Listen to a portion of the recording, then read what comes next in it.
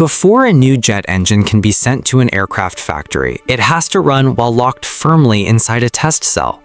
Fuel starts flowing, the front fan begins to turn, and thousands of parts operate together as a complete engine for the first time. Sensors watch pressure, temperature, vibration, rotational speed, and thrust throughout the run. If even one important reading falls outside its approved limit, that engine is not ready to ship. This is the last stage of a process spread across factories in several countries. An engine the size of the 𝗤𝗂𝗃𝗃 is not built inside one building. Its composite fan blades come from Texas, while combustor parts, compressor airfoils, sensors, turbine components, and gearboxes arrive from plants across the United States and Europe. They eventually meet as one complete machine. The 𝗤𝗂𝗃𝗃 makes the scale easy to see.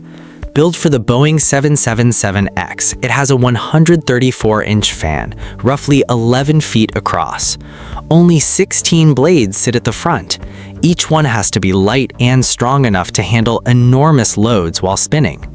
Behind them are the compressor, combustor, turbine stages, shafts, bearings, pipes, sensors, and controls.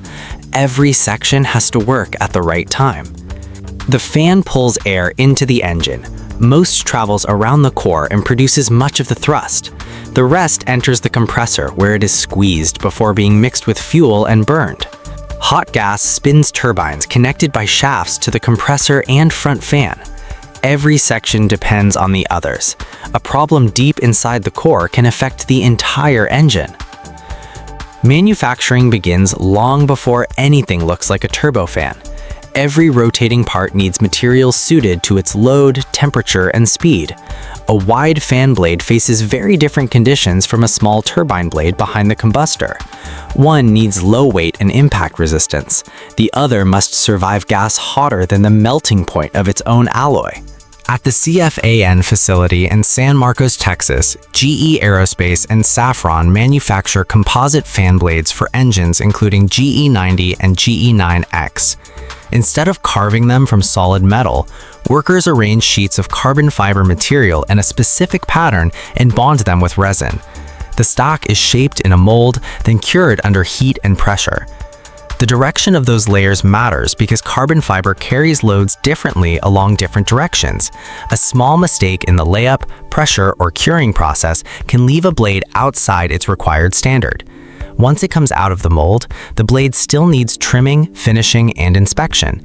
Its leading edge also receives metal protection because that is the first area hit by rain, dust, and foreign objects entering with the airflow.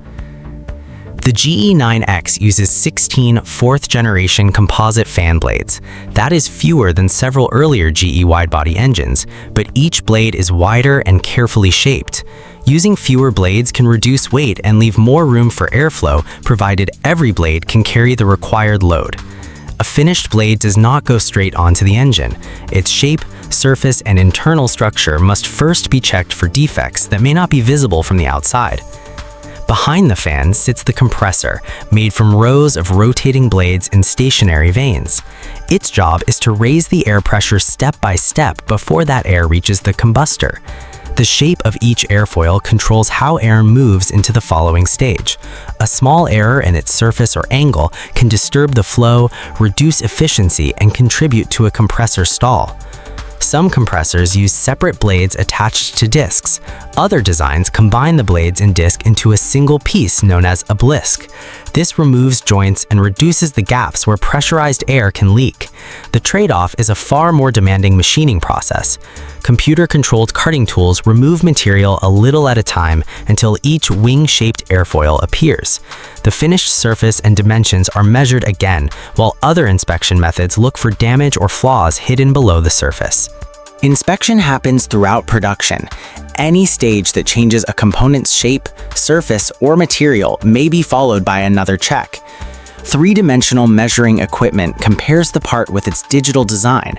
Non-destructive methods look for cracks, voids, and hidden defects. Rotating parts receive particular attention because a tiny flaw can grow under repeated heat and load. Anything outside the approved limit needs an authorized repair or has to be rejected. A technician cannot improvise a fix. Air pressure keeps rising as the flow moves deeper into the core. The 𝗤𝗂𝗃𝗃 high-pressure compressor has 11 stages and a pressure ratio of 27:1 within that compressor. This helps explain why tolerances here are so tight. The compressor has to raise pressure inside a limited space without allowing the airflow to become unstable. Each disc also needs careful balancing. A small imbalance on the factory floor can become severe vibration when the rotor is turning thousands of times per minute. The compressed air then enters the combustor.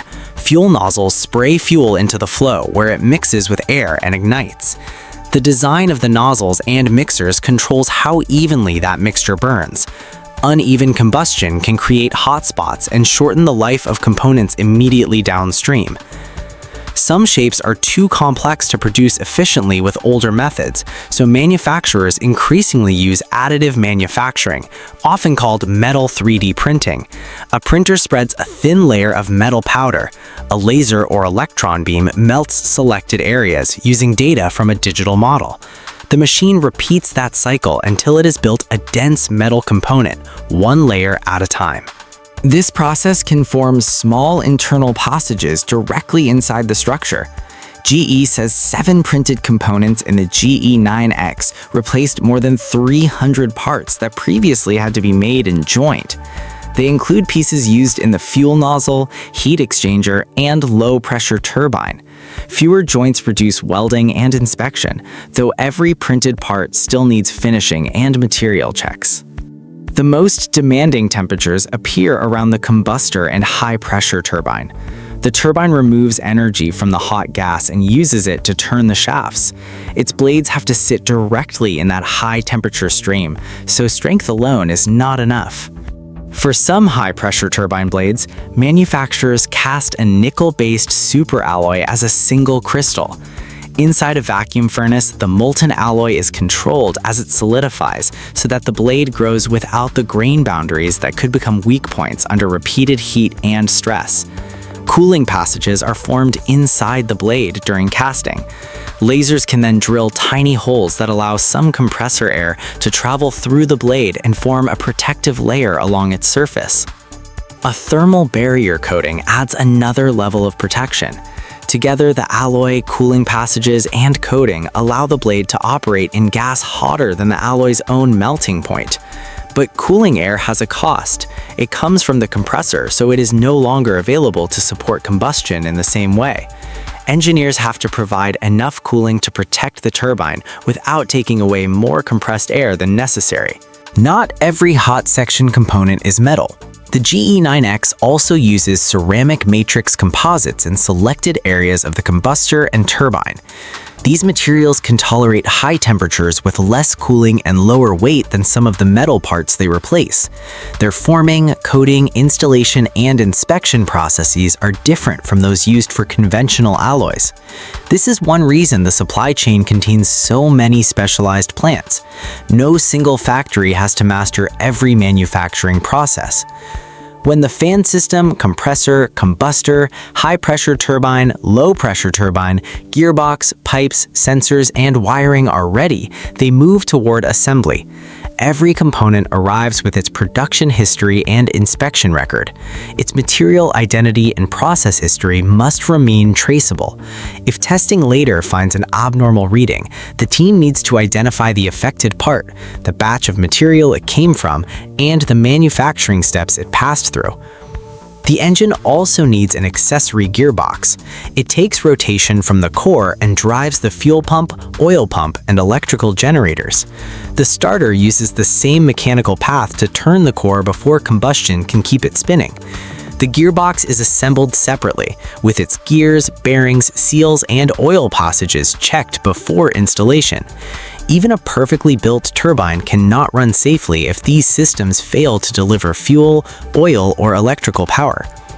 The engine comes together in modules.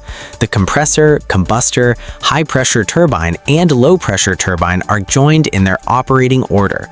Rotors running down the center have to be straight and balanced. Clearances between rotating blade tips in the casing are kept extremely small to reduce air leakage, but they still need room for components to expand as they heat up. Too much clearance wastes energy, too little can allow a rotating part to rub against the casing. Technicians use fixtures, calibrated torque tools, and a defined procedure for every connection.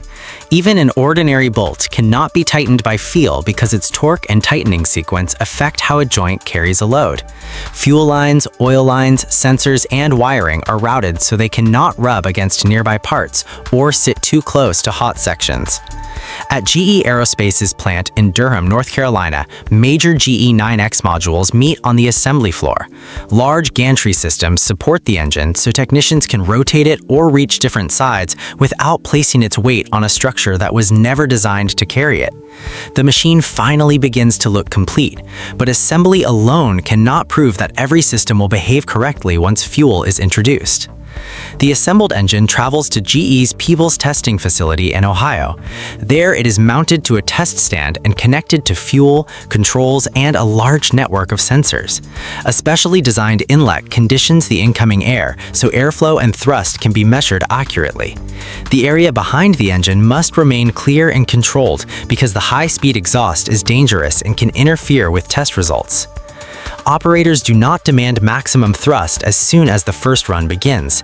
They follow a planned sequence while comparing sensor data with approved limits. The team watches rotor acceleration, oil pressure, temperature, and vibration. The engine then runs through several conditions to confirm that it responds correctly as power moves up and down.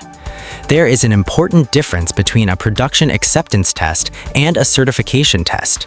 A newly assembled production engine is tested to prove that this individual unit meets its specifications before delivery.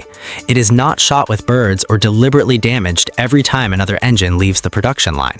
Tests involving bird ingestion, hail, icing, heavy water ingestion, crosswinds, fan blade failure, and extreme endurance belong to development and certification programs using dedicated engines.